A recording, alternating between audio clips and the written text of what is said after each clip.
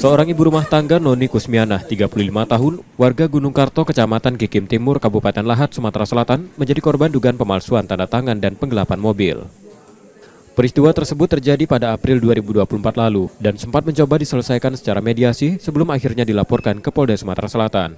Korban menitipkan mobil sedan miliknya ke showroom mobil bekas milik terlapor VA untuk dijual yang berada di kawasan Celentang, Palembang. Namun mobil tersebut ternyata dijual tanpa sepengetahuan korban. Terlapor juga memalsukan tanda tangan korban untuk menebus BPKB yang masih berada di leasing.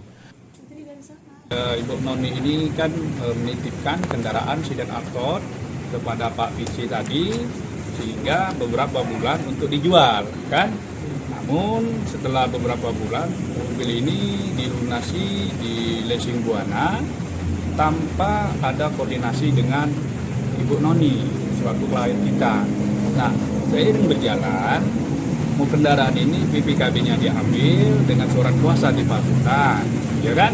Dan surat permohonan dipalsukan yang diduga oleh Vici tadi. Nah, jadi setelah itu mobil pun tidak tahu keberadaannya sampai saat ini. Apakah dijual atau dipakai atau digadaikan kembali. Nah, ini yang menjadi keberadaan mobil ini yang diduga sudah digelapkan oleh Pak Vici tadi. Akibat kejadian ini, korban mengalami kerugian 200 juta rupiah dan kasusnya saat ini dalam penanganan polisi di Polda Sumatera Selatan. Reski Oktora, Muklas Diferensial, Kompas TV, Palembang, Sumatera Selatan.